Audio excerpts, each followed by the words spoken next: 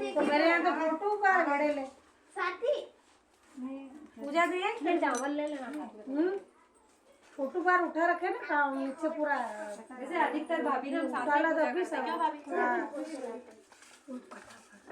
वो चावल ले लो।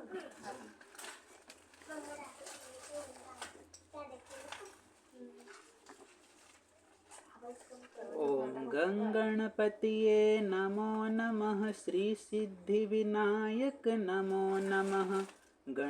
अष्टविनायक नमो नमः। गणपति बप्पा मोरिया।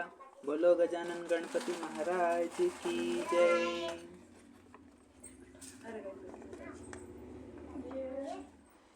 करवा चौथ व्रत कथा प्रारंभ।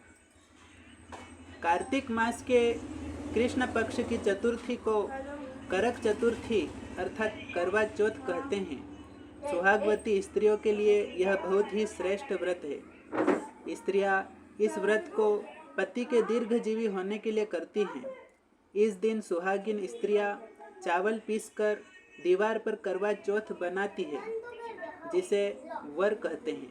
इस करवा चौथ में पति के अनेकों रूप बनाए जाते हैं तथा सुहाग की वस्तुएं जैसे चूड़ी, बिंदी, बिछुआ, मेहंदी और महावर आदि के साथ साथ दूध देने वाली गाय, करुआ बेचने वाली कुम्हारी, महावर लगाने वाली नाइन, चूड़ी पहनाने वाली मणिहारिन, 7 भाई और उनकी इकलौती बहन, सूर्य, चंद्रमा, गौरा और पार्वती आदि देवी देवताओं के भी चित्र बनाए जाते हैं।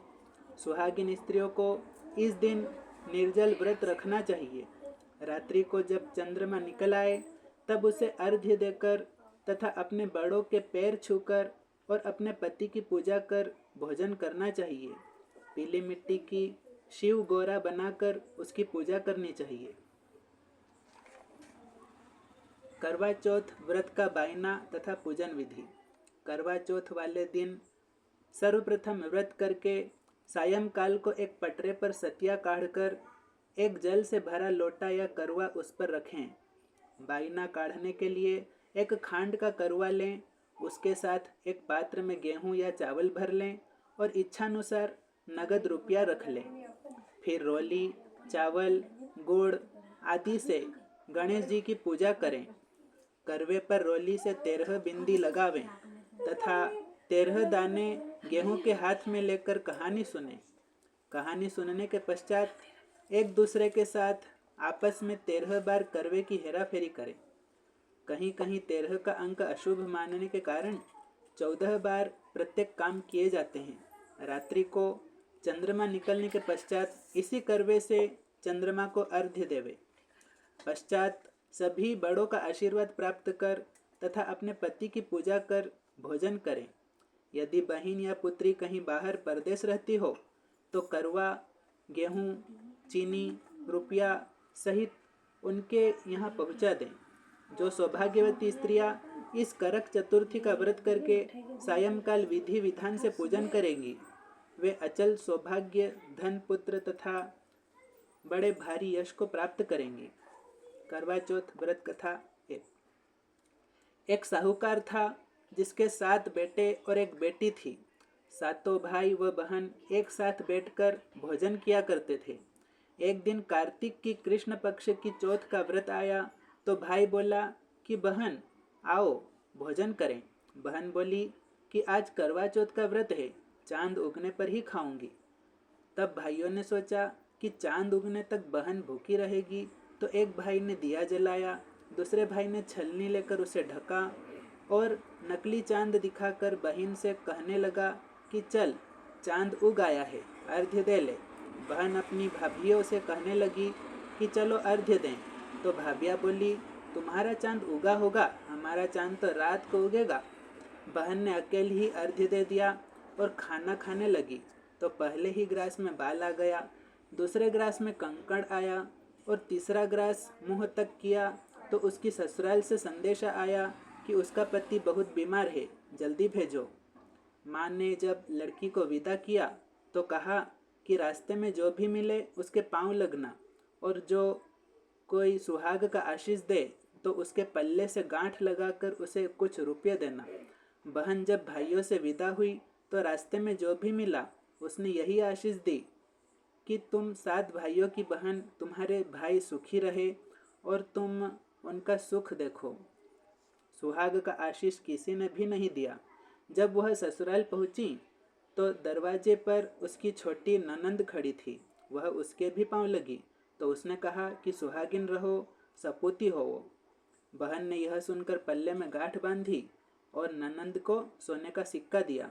जब भीतर गई तो सास ने कहा कि पति धरती पर पड़ा है, तो वह उसके पास जाकर उसकी सेवा करने के लिए बैठ गई। बाद में सास ने दासी के हाथ बची खुची रोटी भेज दी। इस प्रकार से समय बीतते बीतते मृगशीर अर्थात मार्गशीर्ष की चौथ आई तो चौथ माता बोली, करवा ले, करवा ले, भाइयों की प्यारी बहन करवा ले। लेकिन जब उसे चौथ माता नहीं दिखलाई दी तो वह बोली, हे माता, आपने मुझे उजाड़ा है तो आप ही मेरा उद्धार करोगी, आपको मेरा सुहाग देना पड़ेगा। तब उस चौथ माता ने बताया कि पौष की चौथ आएगी, वह मेरे से बड़ी है, उसे ही सब कहना, वही तुम्हारा सुहाग वापस देगी। पौष की चौथ आकर चली गई, माघ की चली गई, फाल्गुन की चली गई, चैत्र वैशाख ज्येष्ठ आषाढ़ और श्रावण भादों की सभी चौथ आई और यही कहकर चली गई कि आगे वाली को कहना।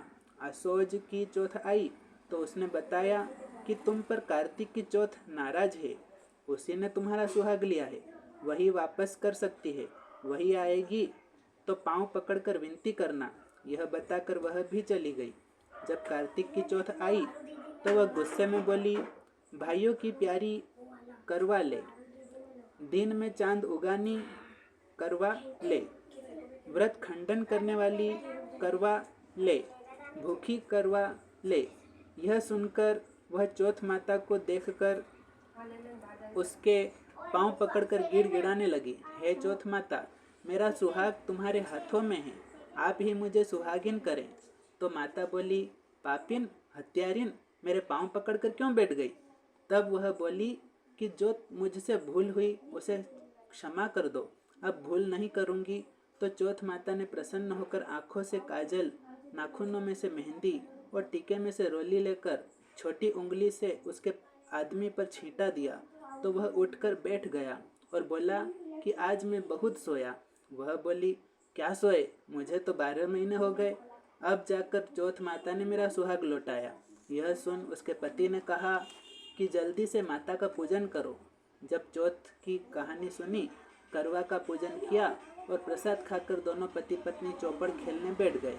नीचे से दासी आई, उसने दोनों को चौपड़ पासे खेलते देखा तो उसने सासू जी को जाकर बताया। तब से सारे गांव में यह बात प्रसिद्ध होती गई कि सब स्त्रियां चौथ का व्रत करें तो सुहाग अटल रहेगा। हे चौथ माता, जैसे तूने साहूकार की बेटी का सुहाग दिया वैसा सबको देना। यही करवा चौथ के उपवास की सनातन महिमा है।